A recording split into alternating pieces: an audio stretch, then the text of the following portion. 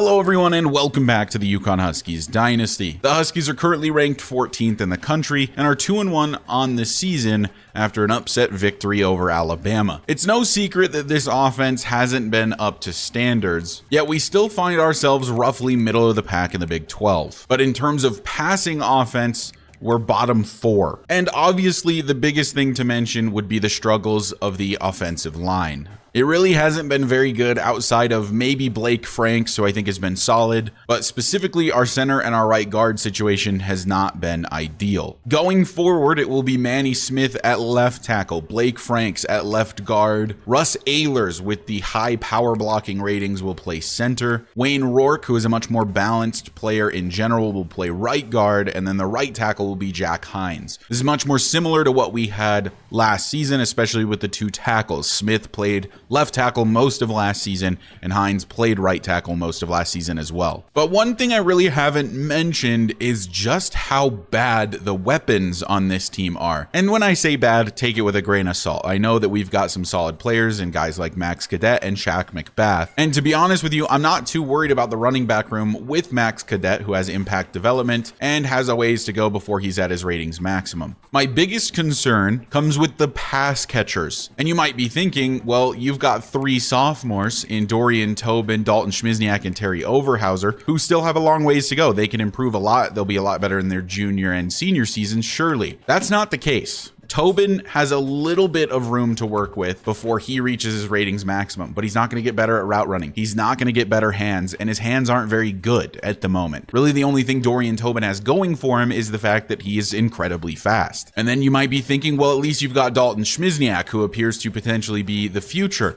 at the wide receiver position. And I would initially agree with you until we look at the fact that he is at his ratings maximums right now. And he is a really good route runner with really good release. I don't see Dalton Schmizniak being a problem for this team, but he's basically not going to get better than he is right now. He has 9 skill points, you can see it in the top right, that he just can't spend on himself because he's at his maximum. And then you've got Terry Overhauser. He's a speed demon, not as fast as Tobin, and you know, maybe he'll be a better route runner with better hands. Well, I hate to tell you, Terry Overhauser basically at his ratings maximum as well. So he's only ever really going to be a deep route running type of wide receiver. His short route running is 68. Well, what about the redshirt freshman Tevin Madu? He's got impact development, but he's already very, very close to his ratings maximum. And then don't even get me started on Russ McLeod, who has normal development and is already at his ratings maximum at a 72 overall. He's almost certainly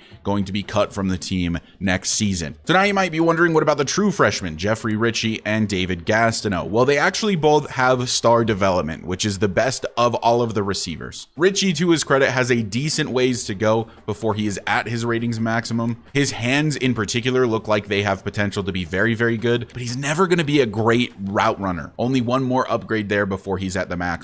And then the other one is David Gastineau, who also has star development and has similar ratings maximums, but looks like he may become an elite route runner because he can get this nearly all the way to the top. So there's a little bit of hope for the future with Jeffrey Ritchie and David Gastineau, guys that could maybe get close to that 90 overall threshold, but we still don't really have that sort of incredible receiving threat. And then if we talk about tight end, this is just laughably bad. So Dan Sanders, who is currently the top overall tight end, only has normal development, and guess what? He's at his ratings maximums outside of blocking. Well, what about Charles Van Horn, the redshirt freshman? He has impact development at least. He's already maxed out at a 75 overall. And what about everyone's favorite Marcus Angler? He's been passed up in overall, but is still starting for us because of his speed. Well, he is at his ratings maximum, and he only has normal development anyway. The only one I think with significant upside is freshman Jay Joe. Impact development, and he's got a little bit he can advance in terms of his ratings. And we got Randy Ty late last season, and he just sucks, to be honest with you. Normal development, got a ways to go in terms of improving, but I don't think he's ever going to be very good. And I did remember that you can actually increase somebody's ratings maximums with the architect path. The issue is, in order to unlock this, we have to win 4 rivalry games, and the only team that's considered a rival of UConn in College Football 25 is UMass. So in future seasons, I'm just going to have to put UMass on the calendar just to ensure we can unlock architect, because unfortunately you can't actually create your own rivalries. And UMass has improved as a team since going to the MAC. They've had several successful seasons in the series, but let's not pretend like they can contend super well with the UConn Huskies. Their top quarterback is a 77, top halfback a 74, and their top wide receiver a 76, and the top tight end is only a 71. This is not a team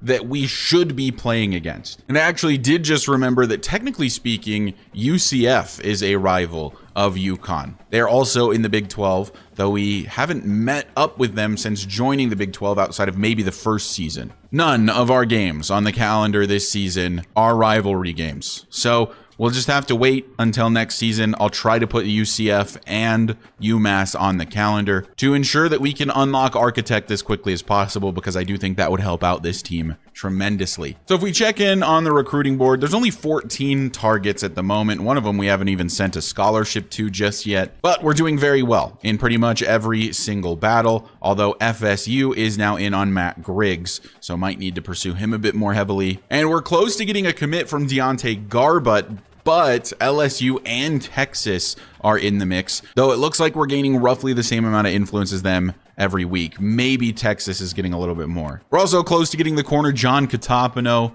from Florida. Nebraska in the mix now, but we're pretty far ahead and have gained the most influence. And then for 4-star right guard Tevin Dobbs, we do need to be on the lookout for Michigan, who is now in the mix. But the big one is Kareem Ursua, the athlete elusive back. Maybe being that he is an athlete, he could move to receiver. Don't know just yet, though. I am looking to get an elusive back of the future. That is where I envision Ursua going. But enough of that. All you can do is go out and play some football. Hope you can prove the doubters wrong. Hope the offense can get it back on track. It's been a down year offensively so far, but we saw what the offense was capable of last season with Cole Welliver at the helm, and I know we can get back to that. It's just a matter of when. Kansas will take the field offensively first, and here's a look at their offense led by junior quarterback Vernon Lay. They do have backup sophomore Joey Arcuri, who has 94 speed. Halfback 1 is Harry Stewart III, and the halfback 2 is Miguel Fumagalli. At wide receiver, they've got Otis Howden, Joel Wimbley, Assad Ginn, and Deontay Humphrey. And then at tight end, it's Elliot McBath. I would assume no relation to Shaq McBath. And then James Everett. This is a good but not great offense here at Kansas, and I think that kind of describes their team. Good but not great, as this is a handoff to Stewart to start the day. By the way, you're going to see a lot more of number 7 back here in the hoodie. That's Nick Giuliano taking over at least today for Robert Butts, just to see how things go. It's a fake handoff, and Lay hit as he throws by Joey Terrell. Falls incomplete, and it's 3rd and 10. Gotta assume they'd go to the air here on 3rd down and long. Vernon Lay out of the shotgun. Stewart to his right does look to throw, scrambling to the right side, and then ultimately throwing it away under some pressure there. And they will punt to start their day, going 3 and out. Here come the Huskies, looking to have a better day offensively, hopefully. 1st and 10 from the 46 to start their day, and it'll be a carry for Shaq McBath. Finds some running room with the blocks of Dorian Tobin and Dalton Schmizniak, getting him up to the 42. Welliver out of the shotgun, back to pass, and he wants Marcus Angler. He's going to be short of the 1st down yardage, but does set up a 3rd and short. From the 33, 3rd down and 1. And it's a handoff McBath, and he will get the 1st easily, getting a bit more up to the 26. 1st down and 10, Max Cadet checks into the game, and it's play action. And then a throw in the direction of Dorian Tobin will pick up a 1st down to the 12. Nearly goal to go. It's play action again. Welliver just going to take the check down to Angler, who will pick up 5 for him. 2nd and 5 from the 7. Montgomery comes over in motion, and it's the jet touch pass for him, untouched into the end zone. And UConn's on the board first. That's what we wanted to see from the offense.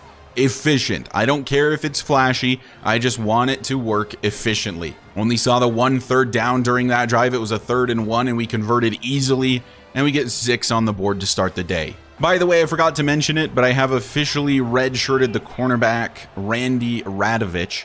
He was playing return man for us. I figured I'd like to keep him around with his incredible speed. He does only have normal dev, so I don't know how good he'll get, but I think he could be a key part of the team going forward, so I decided to redshirt him.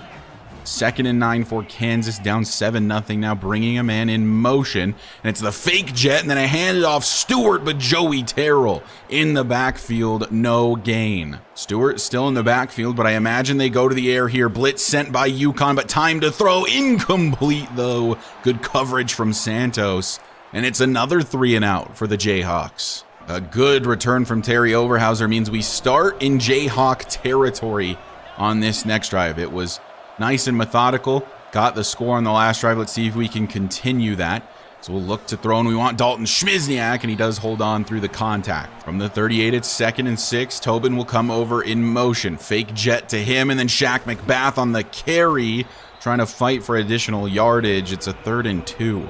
Empty set for Welliver, 3rd down and 2, and he just goes Marcus Angler's way, who sits down on the 29.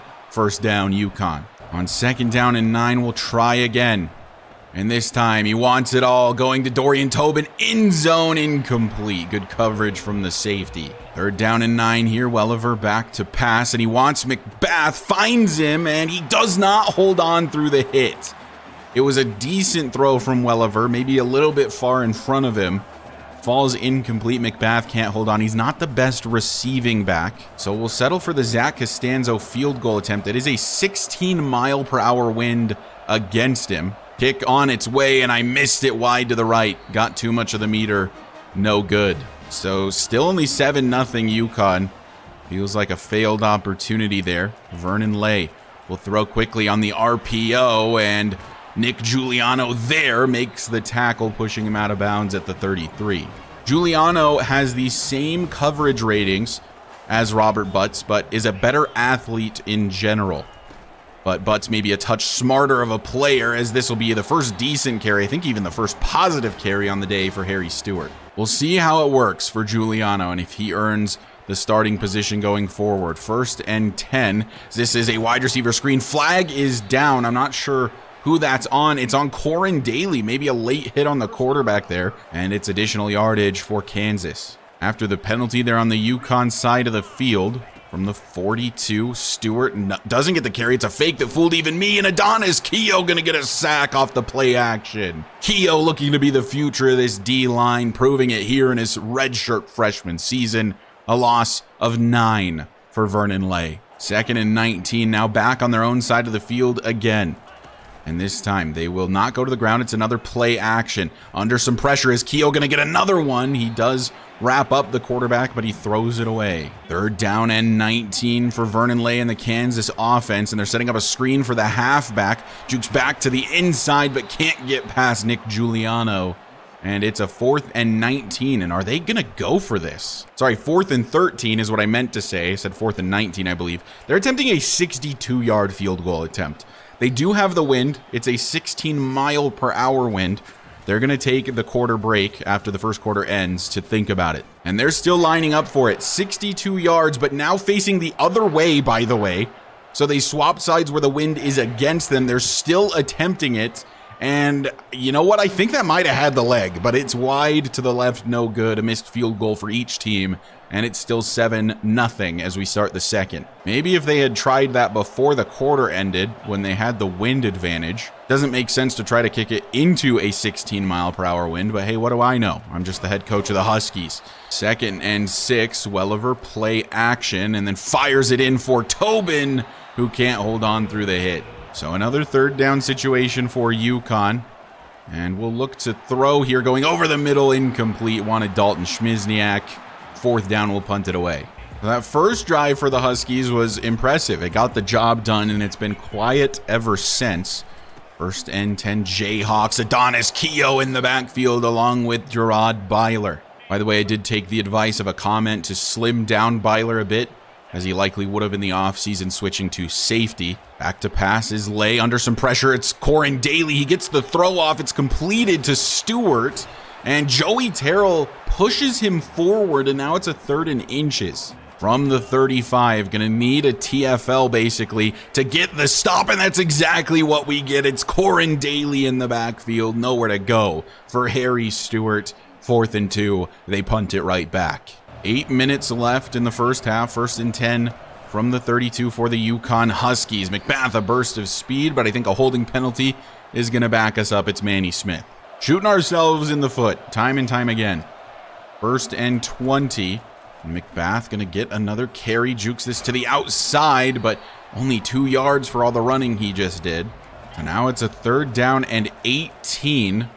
Dorian Tobin beat his man badly down the field, but there is no time to throw for Cole Welliver. You just can't make this up, man. If there is even a second longer, that might be a touchdown to Dorian Tobin. Let's take a look at the replay. It was actually Blake Franks. That is so unlike him. I figured it would be the Ehlers-Rourke combination on the right side. No, it was Blake Franks getting beat by a spin move instantly. Well, an absolute snooze fest offensively from both sides. 1st and 10 from the 37 for the Jayhawks. Vernon Lay scrambling and going down again. A number of UConn players were there, but the first one to meet him is that man, Adonis Keough, getting his 2nd sack on the day. I imagine that'll be credited as a half sack. Lay seems to be very uncomfortable in the pocket, and he's going to throw this one quickly, get a few yards back, and set up a 3rd and 16. Been a lot of 3rd and longs. Vernon Lay out of the shotgun. Back to pass, and stepping up in the pocket, going to scramble here. Lots of running room, but Santos saves the 1st down. It's a 4th and 4. They punt it again. From the 20, another 1st down for UConn. Offense really fizzling out since the first drive. Big carry here for Shaq McBath, though already over 50 yards. This team reminds me a lot of the Season 2 Huskies, where we were running the ball constantly. It was like basically the only way for us to be able to get yardage. McBath, another 1st down pickup. That was back when we had a similarly bad offensive line. I feel like this line is better, but we are going up against better defenses, generally speaking, as McBath gets 4 more. 3.5 left to play in the first half, 2nd and 6.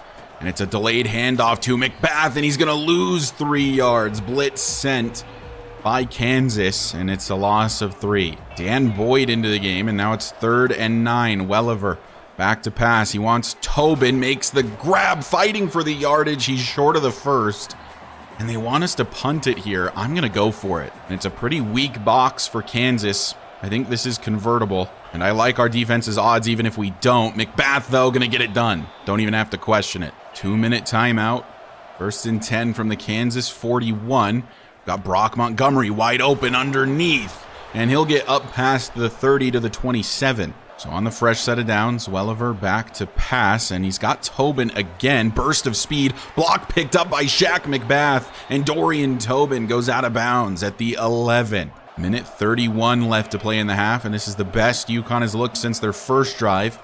McBath gets the carry, bounces this to the outside, flag down, huge spin move.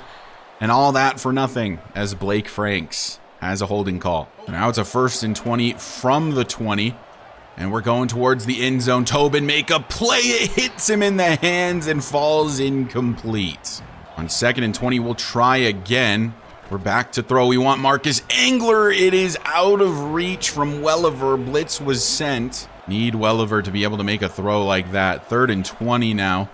We're back to pass again, and we'll lob it up for Engler, and again, it is overthrown by Welliver.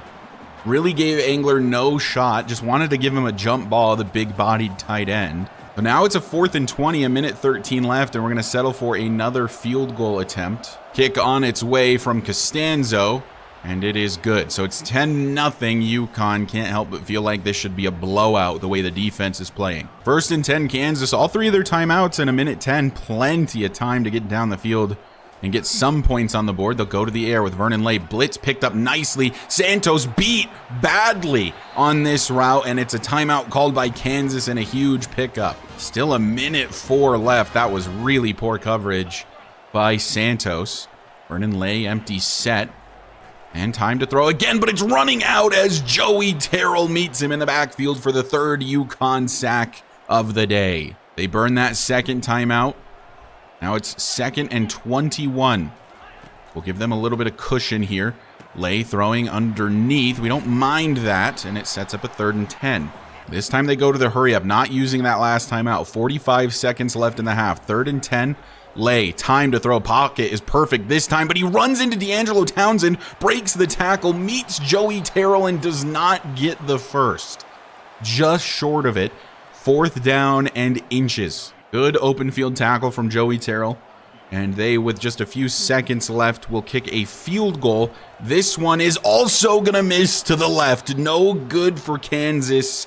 The clock hits 0. We head to halftime, and it's still a 10-0 lead for the UConn Huskies. This defense has played incredibly well.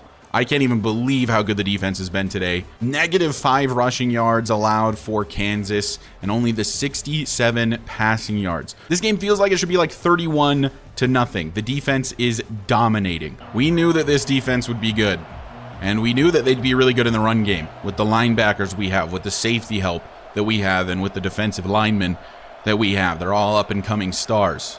1st and 10 from the 19 for UConn. They start with the ball here in the second half, and Shaq McBath going to find a good carry, hits a good spin move, a nasty spin move. We got to get Welliver to settle in this season. He just feels like a different quarterback this year. He was so dominant throughout last season. Another nasty spin move, Shaq McBath. Up to the 44, nearing the century mark. 1st down, nearing midfield. From the 44, Dalton Schmizniak comes over in motion, gets the block he needs. There's really good speed from that linebacker, but it's a first for Dalton. On the fresh set of downs, we will throw this to Dalton Schmizniak, a little behind him from Welliver, but it does pick up 6 on the RPO. With 1 second left on the play clock, Welliver back to pass, lobbing one up for Dorian Tobin. It's intercepted in the end zone. Man, we just can't get lucky this season. Nobody can catch a jump ball on this team. The corners are picking us off on the deep balls from Welliver, and I think with that interception, he's now already over his interception total from last season. You just try to give your guys a chance, and it just never works out. 1st and 10 from the 20, and the offense for Kansas back on the field. Corin Daly in the backfield instantly. There is a flag down. Is that going to be a holding call? We're actually going to decline that and force the 2nd and 13 for Kansas from their own 17. And it's going to be another handoff. Corin Daly's back there again. This time there's another penalty, and I think it's another holding on Kansas. It is. And so this will back up even further after one of the first positive running plays on the day. Now it is 2nd and 20. They've been in this situation a bunch today. Zlay will bring a man into the backfield, but will look to throw. And takes the check down on the drag over the middle, and Joey Terrell is right there to set up a 3rd and 12. 12 yards to go. They got to get to the 30. Lay back to pass, running out of time, and runs into Clyde Novak. Pushed into him by D'Angelo Townsend, who unfortunately won't get any credit on the stat sheet, but I think in reality, that's his sack. He beat his man quickly, pushed him into Clyde Novak, and it's a combined sack for the UConn Huskies. The defense is stout. Back on offense, an offense that since the first drive I think has been pretty hard to watch. McBath cuts this back, can't break the tackle, but finds 5 yards. I want to be throwing the ball, getting Welliver more comfortable, but it just continues to not work time and time again. Shaq McBath trying to find the edge, hits a nasty spin move. He's got a crazy spin move. It catches people out all the time. Have we just learned something about Shaq McBath? We'll bring McBath out of the game, give him a breather. He's already up over 20 carries on the day, so Max Cadet will take over and gets a good carry here, nearly breaking out of that tackle, a pickup of 7. Are we just a smash mouth, run the ball down your throat type of team? We might be. I don't know. I did not expect that, given what Welliver was able to do last season in his few starts, but man, teams have just figured us out. Dan Boyd on the carry. Gets the first. From the 35, a 1st down and 10, and we'll go Brock Montgomery's way, and he just drops this one. Wow, the pass game is just horrible.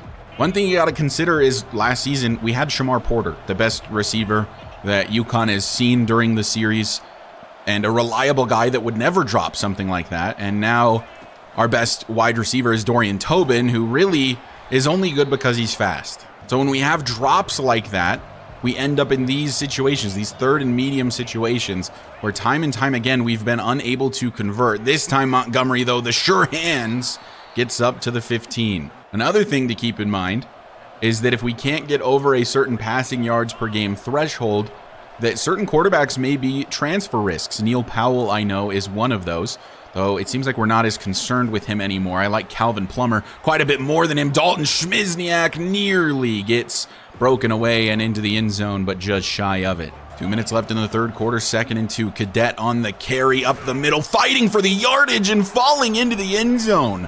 What a show of power from the sophomore halfback, Max Cadet, punching it in for the second UConn Huskies touchdown of the day and extending their lead over this Kansas team 17-0 pending the PAT. And if the defense is playing the way that they're playing and they can continue playing the way that they're playing, I have faith that we're going to win this game.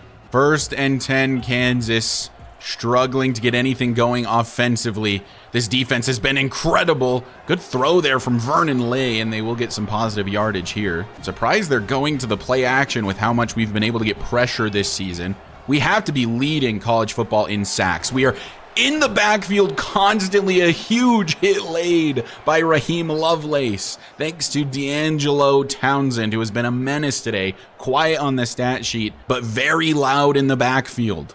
And we keep getting them in these 3rd and long situations, and it's just unlikely that they'll be able to convert. This one, though, running back screen, good blocking. Giuliano gets off of it, though, and makes a play. That's what I'm talking about with him. He's more athletic than Robert Butts. He can make plays like this a little bit more frequently. If the offense can figure things out, this Huskies team has an incredible ceiling with a defense like this. That defense is genuinely incredible, as Cadet runs over one to get another 1st down carry. Still 17-0 as we head into the 4th, and Welliver on fire despite having what I would call a bad day. That's Van Horn. Haven't talked about him much. 2nd and 8 after the 2-yard pickup, and Cadet will get another carry, makes a cut, has nothing but open field in front of him. Say goodbye. Max Cadet touchdown.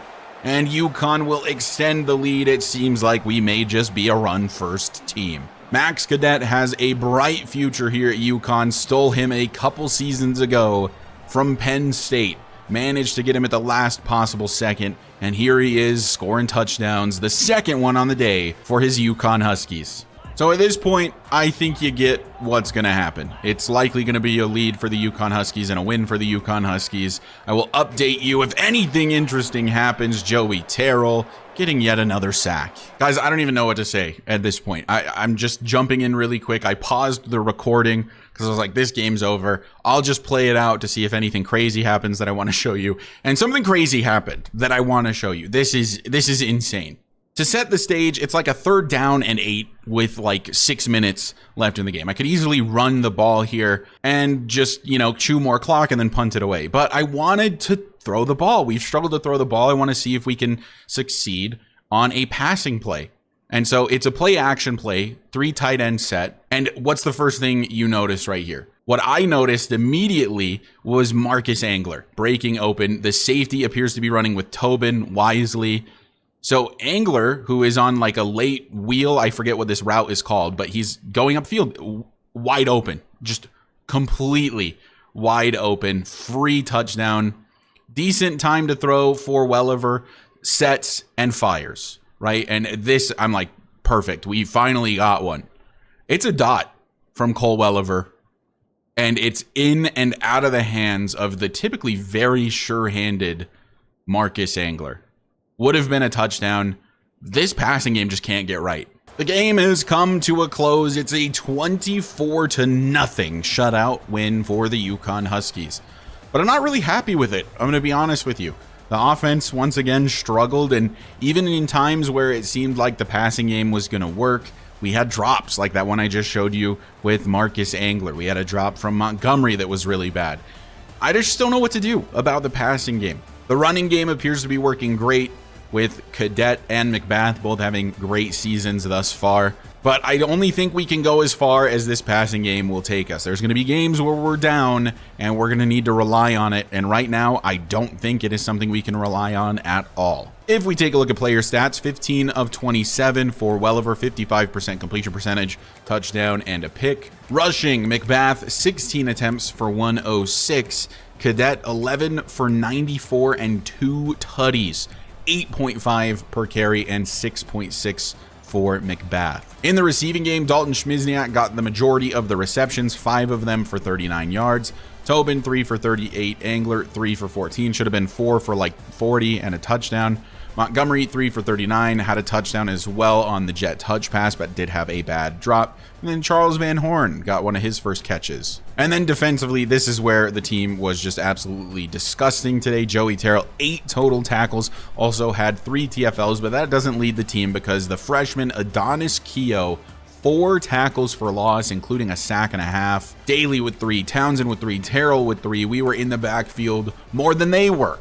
2 sacks for Joey Terrell, a sack and a half for Keogh, 1 for Townsend, and a half for a bunch of guys, Novak, Byler, Putu, and Lovelace. And in garbage time, Santos did get the game-sealing interception. The game was basically already over. There were only 2 minutes left, but Santos really put it to bed with a pick. So UConn improves to 3-1, now 1-1 in the conference, and will go ahead and advance the week. John Catapano, the 4-star corner, has committed to the UConn Huskies. That's a big ad early on in the season. Here are the transfer risks, by the way. I did mention Neil Powell earlier. Due to the fact that we're not getting a ton of passing yards per game, our playing style for him looks bad. And for some reason, Angler a risk to transfer due to playing time, despite the fact that I am still starting him. I understand that it's because he is technically the 3rd best tight end on the team, but it's just a shame that this isn't coming down considering the fact that he's been the starting tight end all season. And I loosely plan to start him next season unless we see like a big jump from the likes of J. Joe, for example. Joey Terrell wins Big 12 Defensive Player of the Week, maybe gonna win Best Linebacker for a 2nd year in a row. Seems like he's on that track right now. And he also won National Defensive Player of the Week with his 3 TFLs, 2 sacks, 8 total tackles, an elite performance from an elite player, Joey Terrell. Is it crazy to say that Joey Terrell might be better than Raheem Lovelace? I don't know that it is. And don't worry, I'm not going to leave you hanging. We're going to play this game against K-State in this episode as well. Let's take a quick look at the recruiting board. Maryland is now gaining more influence than us on Kareem Ursua, which is super concerning. I do not want to lose another 5-star halfback to Maryland. That's exactly what happened last season with Zach Nestrowitz, and it's starting to look like it's going to happen again with Kareem Ursua. They gained a lot more influence than us. So normally I don't like to do visits, but this time we're going to do one. We're going to have him come in during week 7. At that point, it might honestly be too late, but we will see. We're also very close to getting 4-star gem James Ford to commit. Syracuse does have him visiting them this week, so could be a crazy steal right at the very end. We're also very close to getting Matt Griggs to commit, but he is visiting Florida State in week 6. It's currently week 5. Looks like we're basically running away with 5-star right tackle Jamichael Newton, which is excellent to see. And of course, John Catapano, the first commit of the season. Here's a look at the top 25 before we head into our matchup against Kansas State, who's coming off a 30-20 victory versus Utah. Nebraska still the #1 team in the country. Georgia dominates an FCS school. Notre Dame dominates an FCS school. Tennessee drops from 2nd to 9th due to a 28-25 loss to now 18th ranked Washington. Big win for another Huskies team. We stayed right at 14 after a dominant victory over Kansas, and Maryland is right above us. I hate them. New teams to the top 25 include App State up to 23rd after a 21-16 victory over FCS Midwest. They play Troy coming up next. And then Oregon State, another FCS opponent victory. They play Washington State. And then Illinois, another FCS victory. They'll play UCLA this week. Crazy that you get such a ratings boost from barely beating an FCS school. 21-16 and 16-14. That's embarrassing. Only the 2nd time on the season that UConn is back at home, losing in dominant fashion to Arizona the first time we were here this season. Currently, though, undefeated on the road. Want to get a victory in front of the home fans, though. It's going to be a challenge today against #5 ranked Kansas State, currently probably the favorites out of the Big 12. The Kansas State offense is led by senior quarterback Blake Barnett, who does have 90 speed, definitely a big-time scrambling threat. They also, in the future, will have Gerald Johnson, 96 speed scrambler archetype quarterback, with Platinum Magician. Devin Rice is the lead back. They also have Edward Davis. At wide receiver, it's Jacques Spradley Demps, then Steve Hendricks, Amari Hawkins, and Marshall Donahue. And at tight end, they have Sean Ju, who is an 89 overall senior, and Frederick Gooden. UConn shutting out the other Kansas team a week ago. Can they do the same to K-State? Quick throw outside to Devin Rice, and he's met by Nick Giuliano, who struggles to bring him down, but eventually does. 2nd and 4 from the 31. Barnett out of the pistol, looking to throw, scrambling and throwing cross body. It's intercepted by George Kiki. Can't stay in bounds. Surely would have been a pick 6, but we'll take the interception either way. A bad cross body throw from Blake Barnett, picked off by the junior cornerback George Kiki. UConn takes over. So 1st and 10 from the K-State 36 for the Huskies. This is going to be a carry for Shaq McBath. Hits that spin move and gets 4, which makes it a 3rd down and 6. Another small blitz coming from Kansas State, but the pass is off to Dorian Tobin, and he's gone. Touchdown, UConn. Dorian Tobin in the midfield. You get him the ball, he makes plays, and Welliver did just that. UConn, off of the interception from George Kiki, will take the early lead. So back out comes the K-State offense after the crucial turnover from the senior quarterback Blake Barnett, but this time it's a handoff to Rice, and Byler saves a bunch of extra yards. It's a 2nd and 1 from the 34. Flag is down, and it's actually going to be a false start on K-State, so they will back it up for 2nd down. So instead of a 2nd and 1, it's now a 2nd and 6 for the Wildcats. Rice still in the backfield, and it is a fake handoff to him, and Barnett looks to throw another crossbody throw, but this one is completed. Kiki couldn't keep up. Somebody in the comments said that George Kiki either gets burned or makes a big play, and no in between, and I think that that is absolutely true of George Kiki. Down goes Barnett. It's A.J. Hepburn in the backfield for a sack of the day for UConn. 2nd and 17 from the 50. Now out of field goal range, certainly. They're setting up a wide receiver screen. Good blocking, really good blocking. Nearly breaking away. Clyde Novak chases him down from behind. It's a 3rd and 7. Out of the pistol, Rice still behind Barnett. And it is actually a delayed handoff. Clyde Novak, 2 tackles in a row. This one for a loss. 4th and 11. Kansas State will punt it away. UConn offense takes back over again.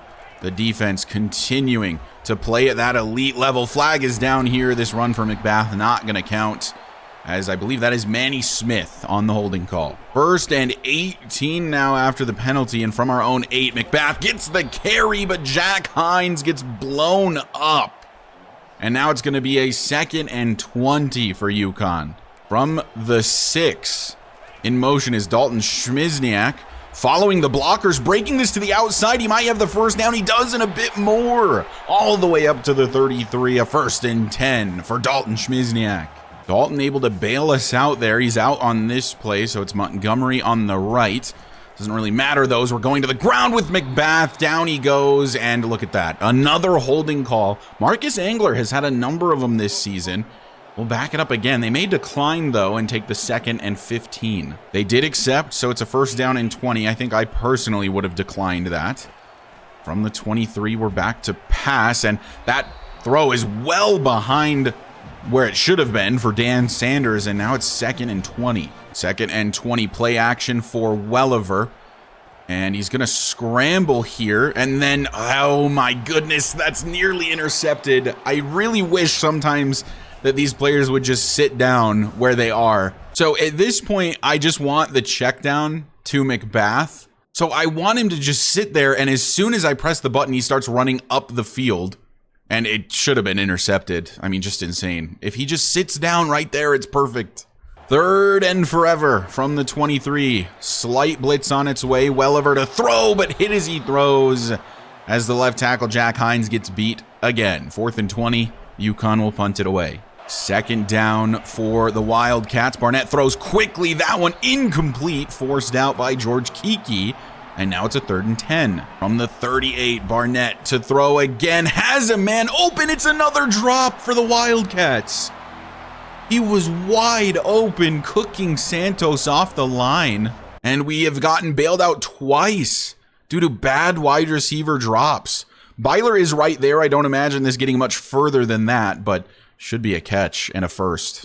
This is not sustainable. We cannot keep getting away with this. The UConn offense going to need to figure it out. The running game was working a bit at first and has been not great since. 2nd and 7 from the 25. A blitz on its way. We get this to the halfback, Shaq McBath. Room to run, blocker, and Marcus Angler. A big pickup for Shaq McBath up to the enemy 47. Big first down for UConn. Another blitz on its way. Dalton Schmizniak underneath, though, will get the grab and gets 5. Dan Boyd has checked into the game. And on 2nd down and 5 from the 42, play action as Welliver will look to throw. He had a man deep down the field. It was Brock Montgomery wide open, but again, no time to throw for Cole Welliver. If you look, this defensive back was not nearly deep enough, so Montgomery was just going to run into all of this open space. And if Welliver had even a second longer to throw. That time it was Manny Smith getting beat on the right side, and now it's a 3rd down and 5 for UConn. Welliver back to pass again. He's got Dorian Tobin deep down the field. Did he make the throw? Diving attempt from Dorian Tobin. Touchdown, UConn. He makes the grab. A decent enough throw from Welliver, and finally the deep ball connects. Dorian Tobin's 2nd touchdown grab on the day, and UConn going to take an early 2-touchdown lead. 1st and 10 Wildcats down by 2 scores. The UConn defense been overwhelming so far today, and it continues. A loss of 1 for Devin Rice. The defense playing like this, it feels like we can go far this year.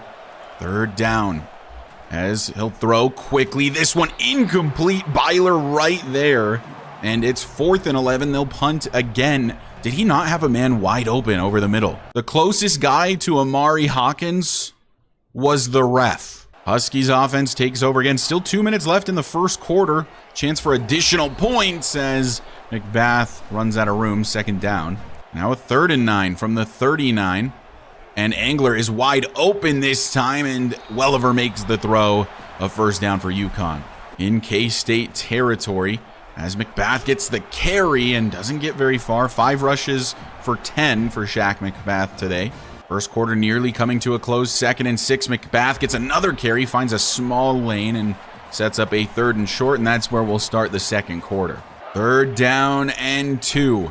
McBath to get the carry and gets the first easily, put down at the 35. Fresh set of downs.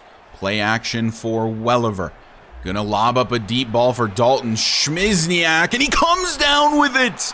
Dalton Schmizniak, the red zone threat. Give him a chance, he makes a play. I did not have any faith in that one being completed, but Dalton Schmizniak goes up and makes magic happen. Another deep ball from Welliver. You give this guy time to throw, and he'll make a play. Touchdown, UConn. Arguably a must-score drive for Kansas State. Barnett, quick throw. Byler not even close to Amari Hawkins. I swear, every time I say something is a must-score situation, they do it immediately. Touchdown, Wildcats. Amari Hawkins goes for nearly 80 yards and 6 points. Terrible, terrible coverage by Gerard Byler, the linebacker converted safety, and they will chip away at the lead. The angles these safeties take are just unreal. 10 minutes left in the 2nd quarter, 21-7 now the score after the 1 Wildcat play. Dorian Tobin gonna lose 5 yards on the reverse. Feels like the momentum might be starting to shift a little bit after that one big play. As we look to throw, Welliver scrambling and again running upfield. Dan Sanders, just sit down. Now it's a 3rd down and 15 from the 20. Welliver looking to throw, throwing deep down the field. He wants Dorian Tobin. Looks to be a touch overthrown. It is. And that's a quick 3 and out for UConn. Kansas State an opportunity here to make it a 1-possession lead. 21-7, 9 minutes left here in the 2nd quarter. Barnett out of the pistol. Fakes to Rice, looks to throw, down he goes, runs out of time. It's Joey Terrell in the backfield. 2nd down and 18 coming up.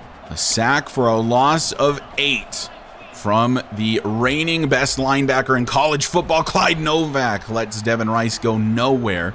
So it's a 3rd and long. From their own 41, Barnett back to pass, running out of time. Novak runs past him. Adonis Keough misses the tackle, and Barnett, using the legs, gets the first. That is a bad missed tackle by the redshirt freshman, Adonis Keough. They convert on the 3rd and forever. Now it's a 1st and 10 from the UConn 41. Rice will get the carry, and Lovelace is there, only allows a couple yards. Our run defense all season has been immaculate, and that has continued today.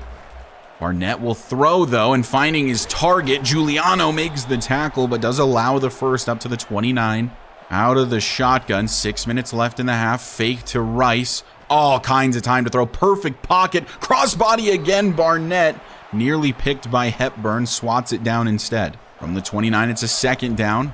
And Barnett will actually hand it off this time. That's Edward Davis for the first time today. He gets nothing. So another 3rd down situation. From the 29, Barnett to throw. All kinds of time again, and he's going to step up and chooses to scramble, trying to fight for the additional yardage, but we bring him down short of the marker.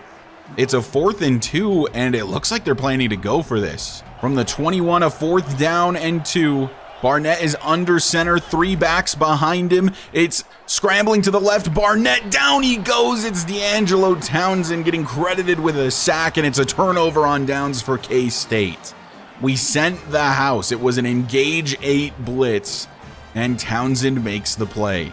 1st and 15 as we back it up, and Welliver will look to throw, just trying to take Marcus Angler, but forced out of his hands, incomplete. 2nd and 15, it's play action to Shaq McBath. Under pressure immediately is Welliver. And now it's 3rd and 15. Play action just not doable with this O-line. Just under 5 minutes left to play, and Welliver's back to pass once again. He's launching one deep for Dorian Tobin. Despite the double coverage, it's intercepted. Works the same as an arm punt. Not really that big of a deal. Kansas State will take over from the 25. To be honest with you, Welliver can probably throw deeper than our punter can kick, so that might actually be better field position than it would have been had we punted it. 4:37 left to play, and this throw is going to be completed. That's Steve Hendricks on the reception. From the 36, a 1st down and 10. Rice will get the carry, and it's the first really good one of the day, pointing out a block, but he doesn't get it. He's up to the UConn 40, though still a huge pickup. 1st and 10. Under 4 minutes left to play in the half. K-State does not start with the football in the second half, so a score here would be pretty critical to their success. A loss of a yard. Nick Giuliano and A.J. Hepburn are in the backfield. 2nd and 11. Rice still the back in the backfield, but Barnett will look to throw this time. Kiki did not get a hand up, but he punches it out anyway. And now it's a 3rd and 11. Big 3rd down here. They are not in field goal range. At least I would argue that they're not. Barnett gonna scramble, though. Tons of open field in front of him. Takes a big hit, but is up to the 28, another 1st down. That, by the way, making the tackle was Alfonso Ruiz, who was a transfer a couple seasons ago, has not seen the field much. But with Randy Radovich getting redshirted, hold that thought, Devin Rice breaks away and into the end zone. Kansas State touchdown. Devin Rice looked dead to rights in the backfield, but found a way and found 6 more points for the Wildcats. After the PAT, it's going to be 21-14, and we've got ourselves a ball game. What I was saying, though, is with Randy Radovich getting redshirted, that means that Alfonso Ruiz will play a bit more. He's really not a great corner. Corner, one of the weakest positions on this team, even at the highest end. 1st and 10 from the 25 for UConn, though, as McBath gets the carry and finds only 1 yard. 2 minutes left in the half. Welliver back to throw and lobbing one up for Dorian Tobin. There is a flag down, and it's out of reach of Tobin anyway. Another holding penalty. 2nd and 19 from the 16 after the penalty. Dalton Schmizniak getting the jet touch pass and getting those 9 yards back to bring us to a 3rd and 10. From the 25 on 3rd and 10, we're going to go to the ground. If McBath can pick it up, then more power to him, but he can't. K-State calls a 2nd timeout, and with 1:45, we'll punt it away again. So K-State with an opportunity to actually tie this game before the half. Barnett throwing immediately, and that is the tight end Sean Jew for the first time today, and he'll get the first. Not great coverage there. From the 48, two of the linemen lined up on top of each other, but it's going to not work out as, he gets the throwaway, nearly a sack for Raheem Lovelace. Look at this, the left guard and the left tackle, yikes, well, who knows what they're doing, too explicit to say. Minute 23 left in the first half. The left tackle and left guard have been separated on field now, 2nd and 10. Barnett to throw, a man wide open over the middle again, finally takes it after he runs into the ref. And it's a 1st down and 10 at the 34. They let the clock run down to now 30 seconds. They still have that timeout in their back pocket. Barnett to throw again. Does so quickly, finding his target. Nobody's even close to him. He's brought down at the 1-yard line. 1st and goal from the 1 for Kansas State. May actually tie this football game before we head to half. 20 seconds left to play. Barnett back to pass, throws immediately, but throws it too low. Did not get it over Corin Daly. It hits him in the face mask. So now it's a 2nd goal. So now it's a 2nd and goal from the 1. 16 seconds left to play. Handoff up the middle. He gets in. Touchdown, Kansas State. And with the PAT, we'll have a tie football game here in Connecticut. A total collapse from the offense has led to a total collapse from the defense for UConn. And it'll be all knotted up. So we head to halftime, all tied up. 21 straight from UConn, led to 21 unanswered from Kansas State. And these teams are probably the 2 top teams in the Big 12 this season. You expected it to be a battle. But man, you'd hope you'd have a lead after starting up 21-0. UConn starting with the football here in the 2nd half. And with the struggles of Shaq McBath, we are going to go with Max Cadet here in the 2nd half. McBath only averaging 2.5 per carry, and Cadet getting 7 on his first attempt. We maybe should have ran the ball a bit more there in the first half, but McBath on 10 attempts was averaging 2.5 per carry, so it's not like he wasn't getting any attempts. But really, I think most of the blame probably falls on this offensive line. Time and time again, on 3rd and 1 from the 34, Cadet tries to get the first. He's short of it, and it's a 4th and inches from the 35. But we're staying on the field. From the 35, it's a 4th and inches. Can the O-line finally get some push? Welliver, QB sneak, he got it. Just barely, but he got it. Dan Boyd now in the game, and he'll get the carry here on the sweep. And falls forward, pickup of 6. 2nd and 4 from the 41. Cadet back in the game. He will get the carry here. He has the first, trucks over a DB and gets up to the 50. 2nd down and 10. Welliver to pass. Wants Tobin, and it's another bad throw from Cole Welliver, but the coverage was good anyway. Need the 40 to convert the 1st down. Welliver to throw, and he takes Brock Montgomery, who gets drilled. Gets 4 yards, but not even close to that 1st down marker. And it'll be a punt for UConn. Pretty good punt from Roger DeLuca, who is back in at punter for this game. From the 11 for K-State, quick throw to the fullback, but Byler all over it. It's a loss of 4. 2nd and 14 from their own 6. A little bit dangerous territory now, especially if they're going to go to the air, which they do on an RPO. Nick Giuliano makes the tackle, though, only allowing a yard. So now it's a 3rd and 13. We've been really bad about allowing these types of conversions. It's a running back screen, and Raheem Lovelace gets off of his block, makes the tackle, and it's a quick 3 and out for K-State. For the defense, finding their form a little bit again. Let's see if the offense can match that. Boyd gets a carry, and it's a good one, just short of the 1st down marker. 2nd and 2. Blitz on its way. Welliver back to pass. He's going to lob one up for Dorian Tobin, who makes the grab and gets another touchdown. The Welliver to Tobin connection is back today at home versus Kansas State. That is Dorian Tobin's 3rd touchdown grab on the day, and UConn will retake the lead. 1st and 10, K-State back down by a touchdown. Barnett will send Devin Rice out to his right and then look to throw. Takes the check down to Rice, who gains a yard. 2nd down, Barnett to throw. This one completed and gets the 1st down.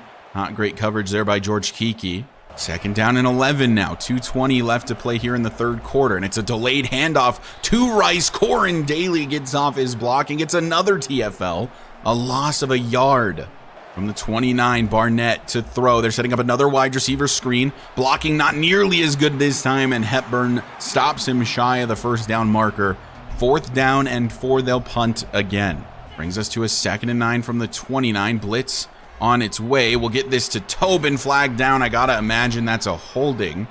And it is against Wayne Rourke. So due to the penalty, it's a 2nd and 19 instead of what I believe would have been about a 3rd and 3. We're back to pass here.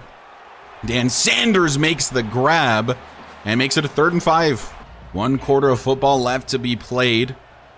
And from the 33, Welliver looking to convert here. He wants Angler, and he can't hold on. It's forced out of his hands. And instead of a 1st and 10, it's going to be a punt away for UConn to start the 4th. K-State an opportunity to tie the game here. It's a handoff to Rice to start the new drive. Breaks a tackle. Big hit from Joey Terrell. And it's a pickup of 4. Ground game has not been really either team's friend today. On 2nd and 6 from the 40, quick RPO throw. That is completed to Amari Hawkins, but it's actually for a loss. Which brings us to a 3rd down and 7. Somebody moved, and it's going to be on Kansas State.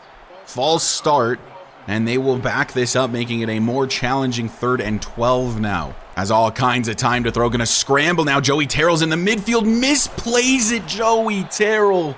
Normally so sure of a tackler. Just lets Barnett run by, and it's a 1st and 10 for Kansas State. I was so confident after he started scrambling that was going to be a 4th down. Handoff Rice. We're in the backfield. D'Angelo Townsend, the one who ultimately brings him down. A.J. Hepburn was the first one there. Hepburn, by the way, has 6 tackles on the day. Usually he gets maybe 1 or so a game. 2nd and 13 from the 47. Barnett back to pass under some pressure. Nice scramble to the left side into the open field. Slides down in front of A.J. Hepburn to make it a 3rd and 7. From the 47, 3rd and 7. Barnett scrambling again. Going to take off to run. Look at all of this open field for Blake Barnett, sliding down in front of Gerard Byler up to the 25. He was not scrambling too frequently in the first half, but now here in the second half, and I guess primarily even in the 4th quarter, he's been running like crazy. This time nowhere to go, though, as Adonis Keough gets there too quickly, and it's a loss of 5 on the sack. 7 minutes left to play. Down a touchdown. It's 2nd and 15. Barnett again, all kinds of time, stepping up to run, and runs into Nate Putu, where he slides down to make it a 3rd and 6. From the 20, 3rd down and 6. Barnett throwing quickly. That one is completed. Santos laying the hit early. 1st down and 10. In the red zone from the 13. Under 6 minutes left to play in the game. Barnett hands off Rice. And then Raheem Lovelace making the tackle out of the block. Out of the pistol again for Barnett. Rice gets the carry. Lovelace there. Terrell looked like he was trying to punch that ball out. It's a 3rd and 1. Will they go to the ground here? 3rd and 1 from the 4. Barnett, Rice behind him. It is going to be a throw. Barnett scrambling, though. He runs into Adonis Keough, and he's going to lose a bunch of yardage. The 2nd sack on the drive for Adonis Keough. 4th and 9. Will the Wildcats elect to go for this, or will they take the 3? They are going to take the 3 points, make it a bit closer. It'll be 28-24, assuming this is good. Kick on its way and just barely inside that upright. 4 minutes left to play. 1st and 10 for UConn. Max Cadet will get the carry and doesn't get a ton, finding 4 yards. I guess the question ultimately is, how conservative do you want to be with the chewing of the clock? Or do we drive down the field, keep our foot on the gas, and try to get more points? 2nd and 6. Shaq McBath back in the game, and he's going to be shy of that 1st down. A 1st down goes a long ways towards a win here. 3rd and 1 from the 32. It's still McBath in the backfield, and Jack Hines gets blown up, and it's a loss of 2 for Shaq McBath. Frederick Hurt has been dominating Jack Hines today. That was the worst time for it. So K-State will start from their own 40, an opportunity to take the lead. They do have to get into the end zone. Quick throw. It's the tight end Sean Ju and Gerard Byler right there. We know they're going to be throwing every play, but I do want to keep the blitzes coming. Quick throw again. Not much of a pickup. 6 yards. That's a 3rd and 3. And they hurry it up here. 1:20 left to play here in the 4th. Blake Barnett out of the shotgun and completely on his own. Blitz on its way from the UConn Huskies. Barnett throws. Quick stop route for Spradley Demps, and that is completed. They call a timeout. Still empty set for Barnett. Blitz on its way again. This is a short pass. Completed, broken tackle for Amari Hawkins, and he gets out of bounds. That is just horrible from Lovelace and Byler. It allows him the first down. It allows him to stop the clock. Man, that was just really, really bad. 1st and 10 from the 27. All kinds of time to throw, and a completed pass to the outside. It stops the clock again. 2nd and 2 from the 19. Needs somebody to make a play. This almost feels inevitable at this point, as Barnett will just take the short little check down, and that is completed for not a first down. They mark him shy of it, 3rd and inches. From the 17, it is a throw here on 3rd and inches. It's completed, and George Kiki, with some severe wear and tear I just saw, makes the tackle. 20 seconds left to play. And they, of course, have to get to the end zone. 1st down and goal from the 10. As he looks to throw. Check down to Shanju, the tight end. He gets out of bounds. Still 15 seconds left to play. 2nd and goal from the 4. If they score here, they likely win the game. Barnett to pass, and it's going to be completed, and a touchdown for Kansas State. Nick Giuliano did not get over there in time, and Amari Hawkins may have just sealed the game for the Kansas State Wildcats. 12 seconds left to play. It's looking grim for UConn. They may have just blown a 21-0 lead to lose to Kansas State. 9 seconds left to play. Tobin comes over in motion, and we're looking to throw. It's going to be incomplete from Welliver. We'll get one more chance. 2nd and 10, 4 seconds left to play. I think you know who we're going to try to get this ball to if there's time. It's Dorian Tobin. That looks like it's an underthrow from Welliver, though. Where did his arm strength go? That's the 2nd really bad underthrow from Cole Welliver, and the game ends. Kansas State beats UConn, comes in and gets the job done on the road. Amari Hawkins, I think, is the man who really cooked us today. That should be a touchdown there. Welliver, another underthrow, despite the incredible arm strength that he possesses, and I believe he even had the wind helping him there. And it was one of the better days for Welliver in terms of kind of compared to what he did last season, although his completion percentage was absolutely horrendous. A heartbreaking loss for UConn, one we definitely should have won after the 21-0 lead, but that's a really good Kansas State team, a team that we might see again if we can make it to the championship game. If we take a look at player stats, 11 for 27 for Cole Welliver, 40%, 4 touchdowns and a pick. Weird stat line. Threw the ball a ton, completed it hardly ever. For rushing the ball, McBath had the most carries. He averages 2.3 per carry, and oh my God, Jack Hines got destroyed today. That TFL where it was like a 3rd down and 1 or 2 before the 2-minute warning in the 4th quarter is gonna haunt me forever. Hines just getting absolutely bodied by the left end, and then Shaq McBath losing a couple yards. Cadet was serviceable in replacement. Boyd was pretty good. He only had a couple carries, though. In the receiving game, Dalton Schmizniak, 4 for 75, had that jump ball touchdown that was elite. Tobin had 3 catches. All 3 of them were touchdowns. It's big play or nothing for Dorian Tobin, and then really nobody else was involved. It was a bad day from Cole Welliver.